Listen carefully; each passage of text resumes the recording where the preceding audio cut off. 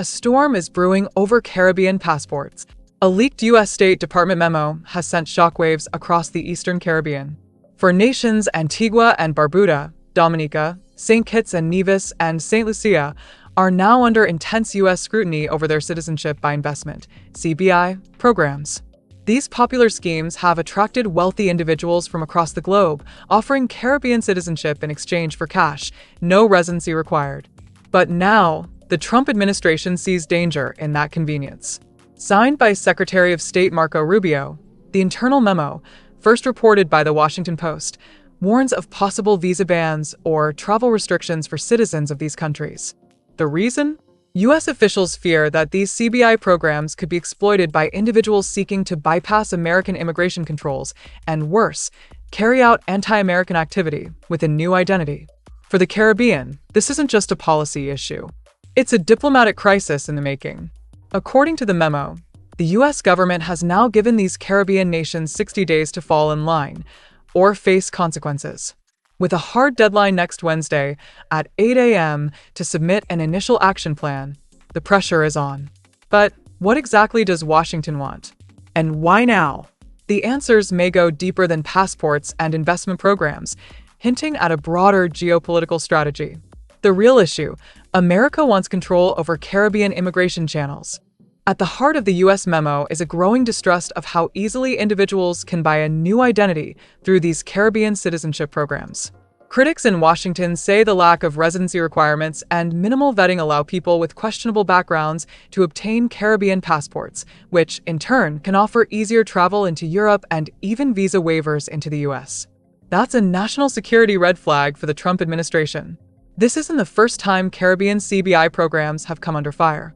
In the past, even Canada suspended visa-free access for certain Eastern Caribbean countries, citing the same due diligence concerns.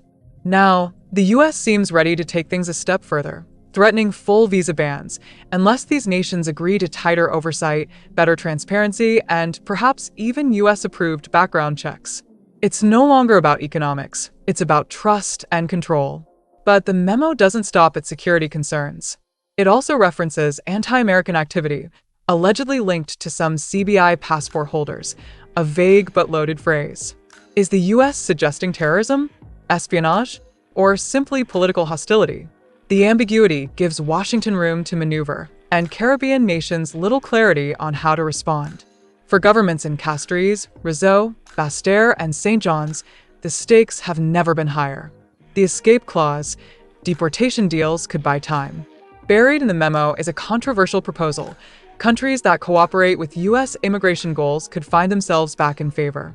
Specifically, if these Caribbean nations agree to accept third-country nationals deported from the U.S.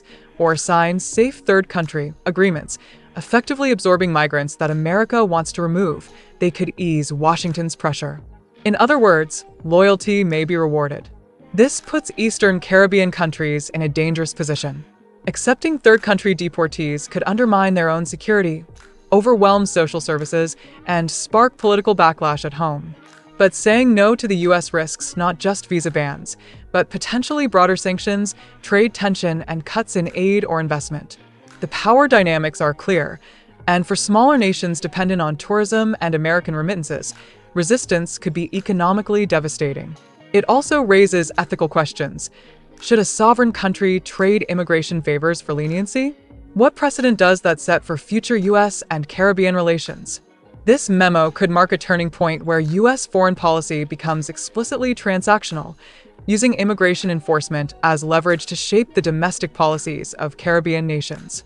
A dangerous game is being played, and the Caribbean is now caught in the middle. How will the Caribbean respond, bend, break, or push back? So far, there's been no official comment from the governments named in the memo. But in the past, leaders from Dominica and St. Kitts have defended their CBI programs, arguing that they are crucial tools for economic development, especially post-COVID and post-hurricane recovery. With rigorous background checks, global due diligence firms, and international consultants, they insist the systems are secure. Washington clearly disagrees.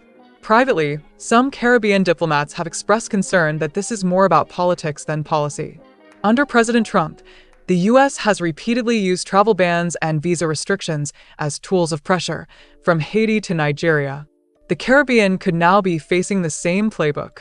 But whether these nations will stand together and push back, or comply individually to avoid punishment, remains to be seen. For citizens, the fear is real.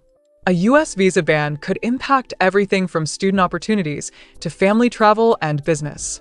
The psychological blow that a Caribbean passport could suddenly become a liability would be devastating.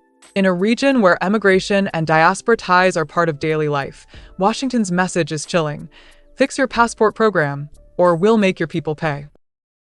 Jamaica is not on the list, but that doesn't mean it's safe. Curiously, Jamaica is not among the flagged countries, even though it has close migration ties with the US. The difference? Jamaica does not operate a CBI program. That may have spared it from scrutiny for now. But if the Trump administration is pushing for deportation deals and safe third country partnerships, Jamaica may not be far behind in future negotiations. Already, Washington has made signals, including a memo suggesting Jamaica should prepare for up to 4,000 deportees. Add that to this new memo, and a pattern begins to emerge. The US is tightening its grip on immigration pathways in the Caribbean. Whether it's through passport programs or deportation deals, the region is being reshaped by external pressure. Jamaica needs to pay close attention. This is not just a crisis for CBI nations, it's a regional challenge. Caribbean unity will be tested. Will CARICOM step up and defend member states? Or will each country fend for itself under Trump's transactional diplomacy? Either way, the future of Caribbean sovereignty, identity, and mobility is now in Washington's hands, and time is running out. So our external partners, international partners who may see these programs as insignificant and corrupt programs, maybe in your eyes, but for us, they're a lifeline for our people, and they need to be maintained, they need to be sustained, they need to continue to grow and develop, so they can continue to generate revenues to help us to advance the living standards of our people.